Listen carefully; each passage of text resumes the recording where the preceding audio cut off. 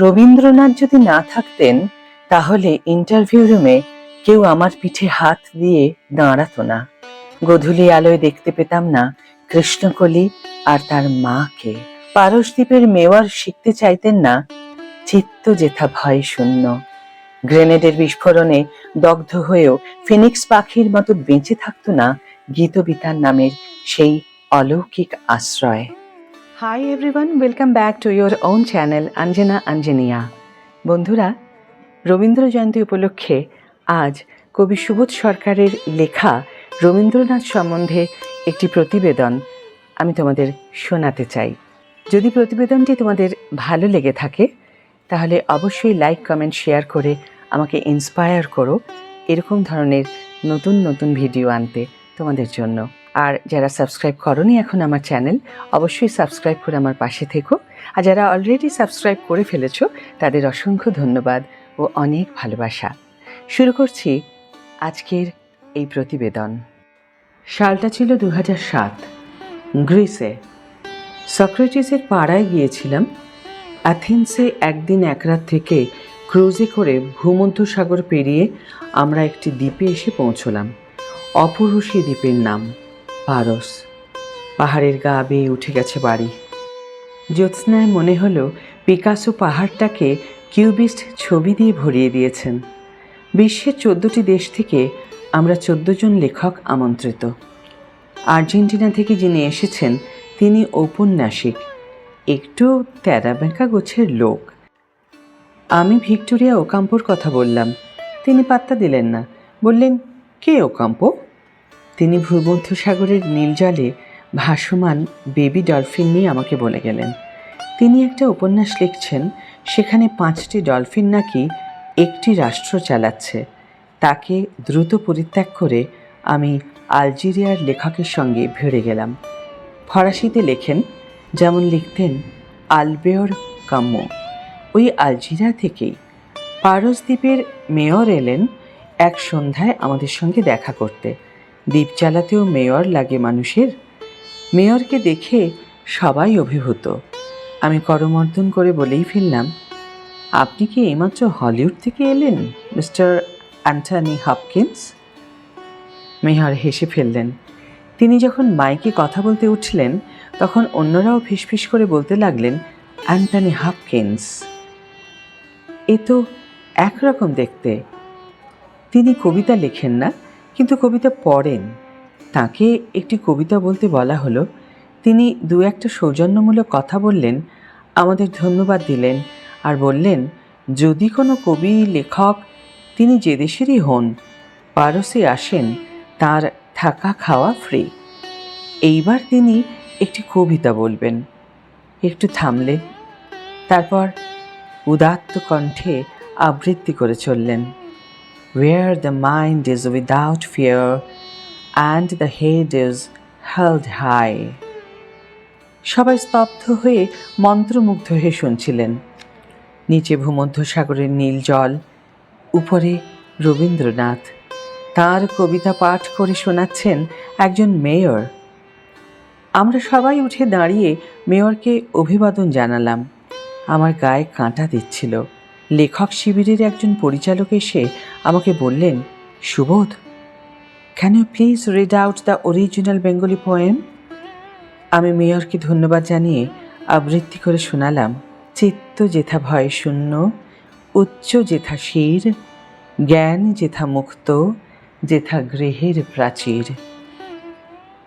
Greece গণতন্ত্রের সূতিকা গৃহ সেই পারস দ্বীপে রবীন্দ্রনাথের কবিতা শোনা গেল বাংলায়, এবং এমন একটি কবিতা যা গণতন্ত্রের থেকেও সুন্দর।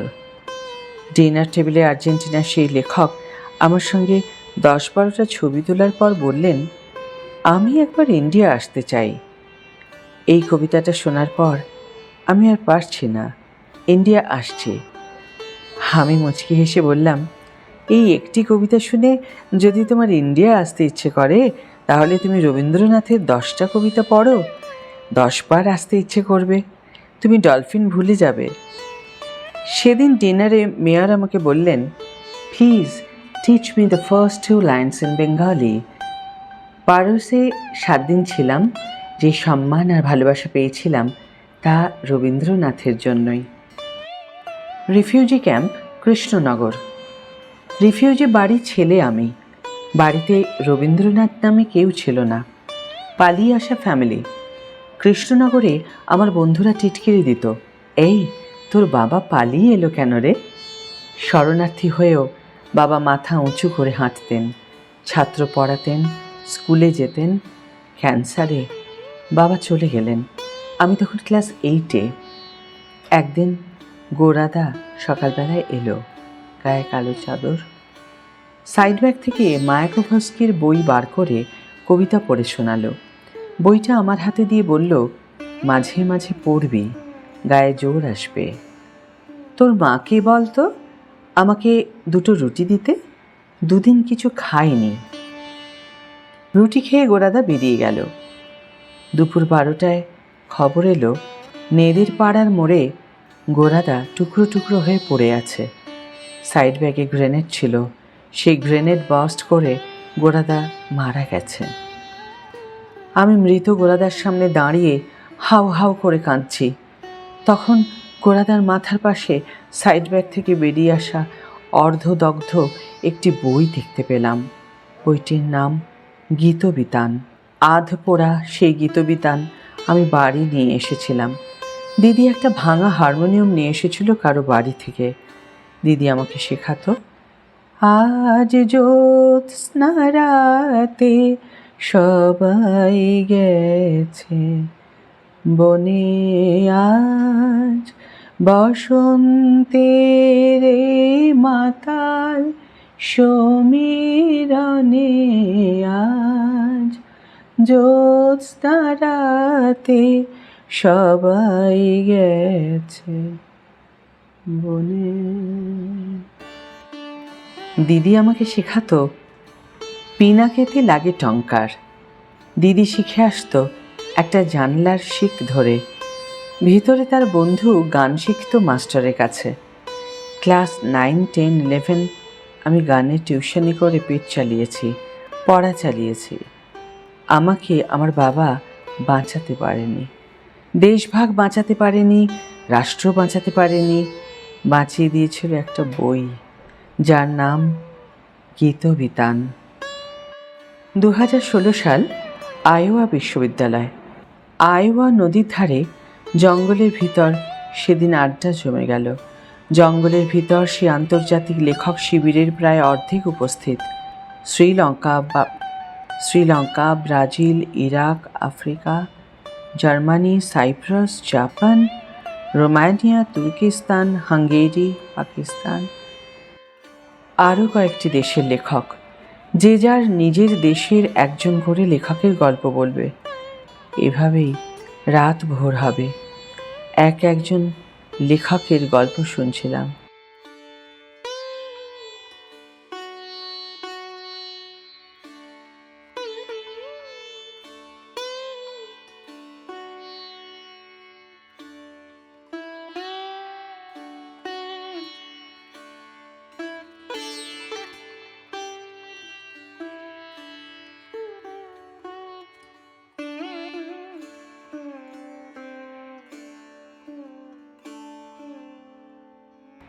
আর একটা দেশ উঠে আসছিল চোখের সামনে।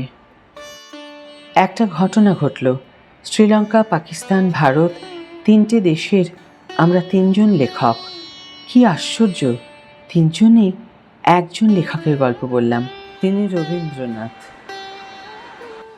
পাকিস্তানের লেখক বললেন, যদি রবীন্দ্রনাথকে আমরা সংবিধান করে নিতে পারতাম তাহলে পাকিস্তান আজকের পাকিস্তান হতো না। শ্রীলঙ্কা বলল, আমি যে আমার জাতীয় সঙ্গীতটা গেয়ে শোনাবো এখন, তার কথা সুর রবীন্দ্রনাথের মতো করেই তৈরি।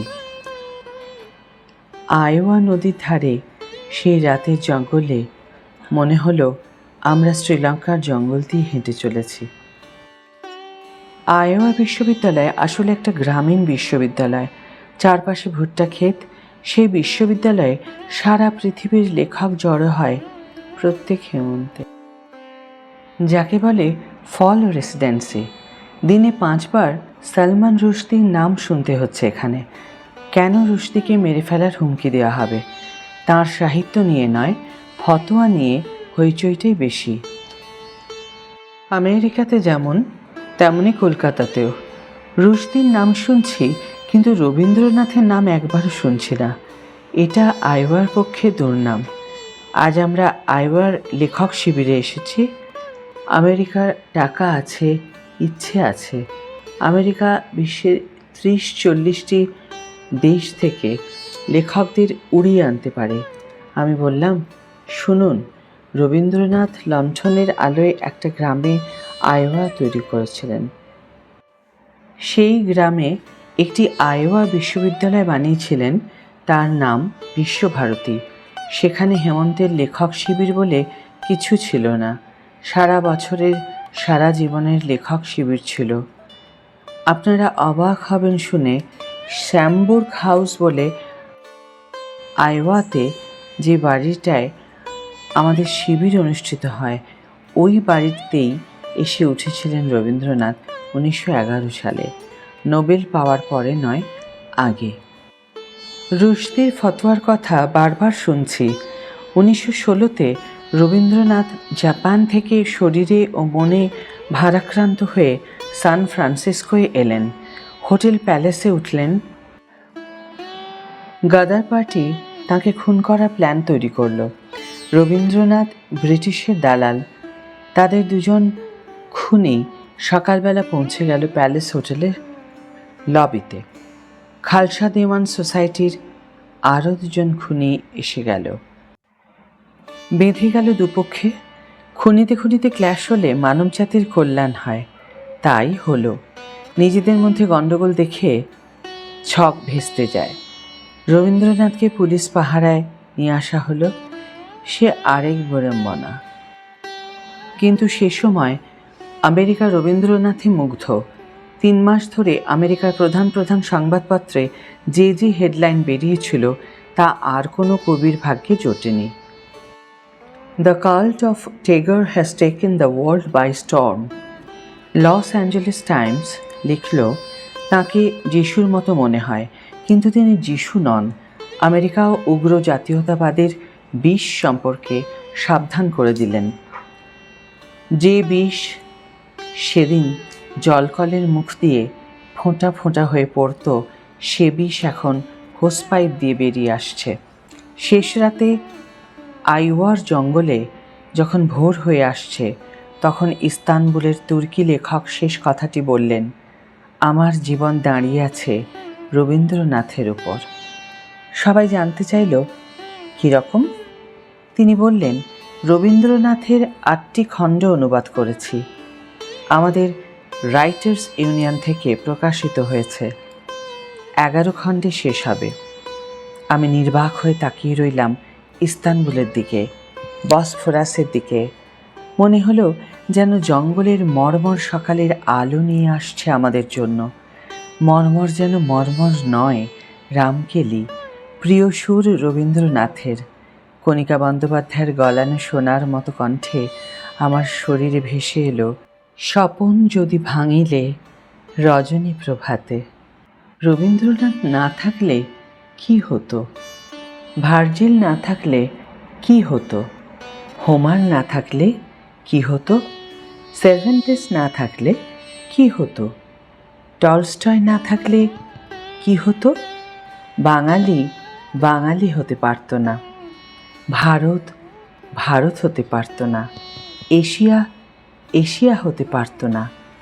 কে আমার আত্মা থেকে রোজ রাতে ঘুমের আগে ধুলো মুছিয়ে দিত? যদি গীতবিতান না থাকত। শরণার্থী শিবির Krishnanagar, Kalyani, Tollygunge, Dhupguri, Lake Gardens, Shiriti, Delhi, America, Mukundapur, যেখানে যেখানে আমি থেকেছি, কোথাও 6 মাস, কোথাও 20 বছর, একটি রাতও কাটাইনি গীতবিতান ছাড়া। রোজ অন্তত একটা পৃষ্ঠা না পড়ে ঘুমোতে যাইনি। এই একটি বই আমি 51 বছর ধরে পড়ে চলেছি। এটাই আমার গীতা, এটাই আমার কোরআন, এটাই আমার সংবিধান। এটাই আমার চুম্বন, এটাই আমার ডিনামাইট। যখন কেউ আমার নামে কুৎসা করেন, শাপশাপান্ত করেন কোনো কবি, তাঁদের সবিনয়ে বলি, বাবাকে হারিয়েছি ক্লাস 8-এ, মাকে হারিয়েছি, স্ত্রীকে হারিয়েছি, ছেলে পিএইচডি করতে দূর দেশে চলে গেছে, আমি একা 20 তলার শূন্যে, এক গ্লাস জল এগিয়ে দেওয়ার কেউ নেই। তবু যে কদিন আছি পৃথিবীতে, আমার কিচ্ছু হবে না, কিচ্ছু করতে পারবেন না, কারণ আমার আত্মায় গীতবিতান আছে।